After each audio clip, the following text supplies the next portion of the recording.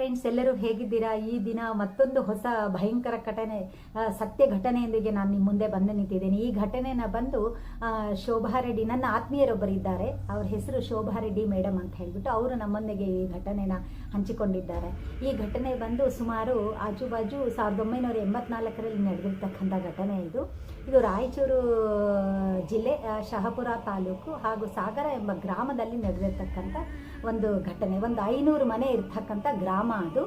ಆಗ ಎಲ್ಲ ನಡಿಗೆನಲ್ಲೇ ಎಲ್ಲ ಓಡಾಡ್ತಾ ಇರ್ತಕ್ಕಂಥ ಕಾಲ ಅದು. ಹಾಗಾಗಿ ಆ ಗ್ರಾಮದ ಸುತ್ತಮುತ್ತ ಸ್ವಲ್ಪ ಕಾಡಿನ ಪ್ರದೇಶ ಇತ್ತು.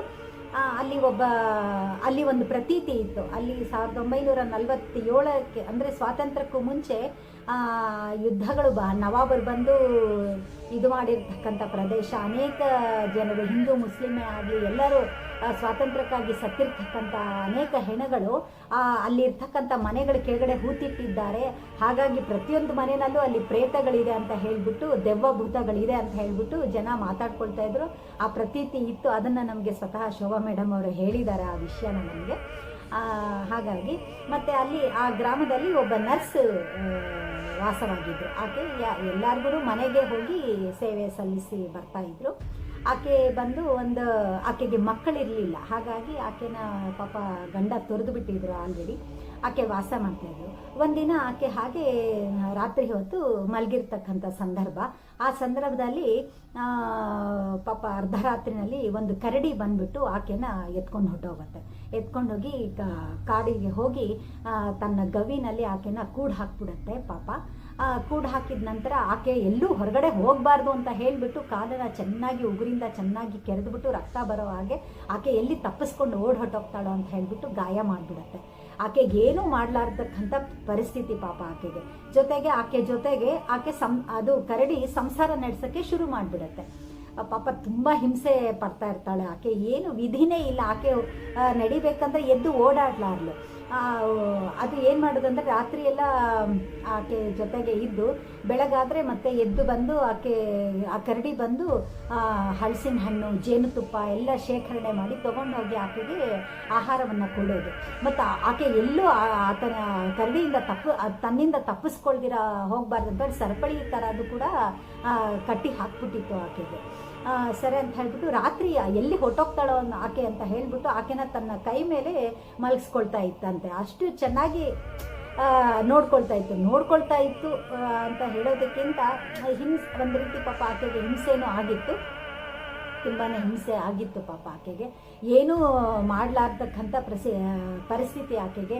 ಕೂಗಿದ್ರು ಯಾರಿಗೂ ಕೇಳಿಸಲ್ಲ. ಯಾರು ಸಹಾಯ ಕೋರಿದ್ರು ಕೂಡ ಆ ಕಡೆ ಗುಡ್ಡದ ಪ್ರದೇಶದಲ್ಲಿ ಯಾರೂ ಓಡಾಡಲ್ಲ. ಕಾಡಿನ ಪ್ರದೇಶ ಅಂತ ಹೇಳ್ಬಿಟ್ಟು ಪ್ರಾಣಿಗಳಿರ್ತವೆ, ಭಯಂಕರ ಪ್ರಾಣಿಗಳಿರ್ತವೆ, ಕಾಡು ಪ್ರಾಣಿಗಳಿರ್ತವೆ ಅಂತ ಹೇಳ್ಬಿಟ್ಟು ಜನ ಯಾರೂ ಓಡಾಡ್ತಾ ಇರೋದಿಲ್ಲ. ಹೀಗೆ ಪ್ರತಿದಿನ ನಡೀತಾ ಇತ್ತು. ಹೀಗೆ ವರ್ಷ ಕಳೀತು, 2 ವರ್ಷ ಕಳೀತು. ಪಾಪ ಆಕೆಗೆ ಅಲ್ಲಿಂದ ತಪ್ಪಿಸ್ಕೊಳ್ಳೋ ಮಾರ್ಗವೇ ಕಾಣಿಸ್ಲಿಲ್ಲ. ಕಡೆಗೊಮ್ಮೆ ಆಕೆ ಏನು ಮಾಡಿದ್ಲು, ಹೀಗೆ ಕರಡಿಯ ಒಂದು ಹೊರಗಡೆ ಹೋಗಿರ್ತಕ್ಕಂಥ ಸಂದರ್ಭ ಅಂದ್ಬಿಟ್ಟು ಹೇಗೋ ನಿಸುಳ್ಕೊಂಡು ಪಾಪ ಆ ಮಕ್ಕಳ ಥರ ಅಂಬೆಗಾಲಿಟ್ಕೊಂಡು 2 ಮಂಡು ಕಾಲಲ್ಲಿ ಊರ್ಕೊಂಡು ಹೆಂಗೋ ಕಷ್ಟಪಟ್ಟು ಮರಗಳಲ್ಲಿ ಗಿಡ ಮರಗಳಲ್ಲಿ ಮುಳ್ಳುಗಳಲ್ಲಿ ಎಲ್ಲ ಪಾಪ ನಮ್ಮ ಮೈಯೆಲ್ಲ ತರ್ಚಿ ಗಾಯಗಳಾಗಿತ್ತು. ಹೆಂಗೋ ತಪ್ಪಿಸ್ಕೊಂಡು ಹೊರಗಡೆ ಬಂದ್ಬಿಡ್ತಾಳೆ ಆ ಗುಹೆಯಿಂದ ಆಕೆ. ಹೊರಗಡೆ ಬಂದಮೇಲೆ ಅಲ್ಲಿ ಯಾರೋ ಕುರಿ ಕಾಯ್ತಾ ಇರ್ತಕ್ಕಂಥ ಒಬ್ಬ ವ್ಯಕ್ತಿ ಕಾಣಿಸ್ತಾನೆ, ಹುಡುಗ ಕಾಣಿಸ್ತಾನೆ. ಪಾಪ ಆ ಹುಡುಗ ಎಷ್ಟು ಅನತಿ ದೂರದಲ್ಲಿ ಇರ್ತಾನೆ. ಆ ಹುಡುಗ ಇಲ್ಲಿ ಅಂತ ಹೇಳ್ಬಿಟ್ಟು ಪಾಪ ಜೋರಾಗಿ ಸಹಾಯ ಮಾಡಿ ಅಂತ, ನನಗೆ ಯಾರಾದರೂ ಸಹಾಯ ಮಾಡಿ ಅಂತ ಕೂಗು ಇಟ್ಕೊಳ್ಳೋ ಅಷ್ಟೊತ್ತಿಗೆ ಆ ಹುಡುಗ ಬಂದು ಅವ್ರ ಹತ್ರ ಸೇರಿದ ಮೇಲೆ ಆಕೆ ಬಂದು, ನನ್ನ ಮೈಕೈ ಎಲ್ಲ ಗಾಯ ಆಗಿದೆಯಪ್ಪ, ಈ ಥರ ಕರಡಿ ನಮ್ಮನ್ನು ಎತ್ಕೊಂಡು ಹೊರಟೋಗಿತ್ತು, ದಯವಿಟ್ಟು ಗ್ರಾಮಸ್ಥರನ್ನ ಕರ್ಬಿಟ್ಟು ಬಾ ಅಂತ ಹೇಳಿದ್ರೆ ಆತ ಹೋಗ್ಬಿಟ್ಟು ಬಾಲಕ ಹೋಗಿ ಗ್ರಾಮಸ್ಥರನ್ನೆಲ್ಲ ಕರ್ಕೊಂಡು ಬರ್ತಾರೆ. ಕರ್ಕೊಂಡು ಬಂದ ನಂತರ ಪಾಪ ಆಕೆನ ಕರಡಿಯಿಂದ ವಿಮುಕ್ತಿ ಆಗತ್ತೆ. ಕರ್ಕೊಂಡು ಹೋಗ್ತಾರೆ ಗ್ರಾಮಸ್ಥರು, ಗ್ರಾಮಕ್ಕೆ ಕರ್ಕೊಂಡು ಹೋಗ್ತಾರೆ. ಗ್ರಾಮಕ್ಕೆ ತಲುಪಿಸ್ತಾರೆ, ಆಕೆ ಮನೆಗೆ ತಲುಪಿಸ್ತಾರೆ. ತಲುಪಿಸಿದ ನಂತರ ಆಕೆ ಎಲ್ಲ ಗಾಯಗಳಿಂದ ಎಲ್ಲ ಇದಾಗತ್ತೆ, ಗಾಯಗಳೆಲ್ಲ ನಿವಾರಣೆ ಆಗುತ್ತೆ. ಆನಂತರ ಹೀಗೆ ಆಕೆ ಜೀವನ ಮಾಡ್ತಾ ಇರ್ತಾಳೆ. ಕಡೆಗೆ ಆಕೆಯ ಪತಿಗೆ ಕೂಡ ವಿಷಯ ಗೊತ್ತಾಗತ್ತೆ. ಆತ ಕೂಡ ಜೊತೆನಲ್ಲಿ ಇರೋಕ್ಕೆ ಒಪ್ಕೊಳ್ಳೋದಿಲ್ಲ. ಆಲ್ರೆಡಿ ಆತ ಬಿಟ್ಟು ಹೋಗಿರ್ತಾನೆ ಮಕ್ಕಳಿಲ್ಲ ಅಂತ ಹೇಳ್ಬಿಟ್ಟು.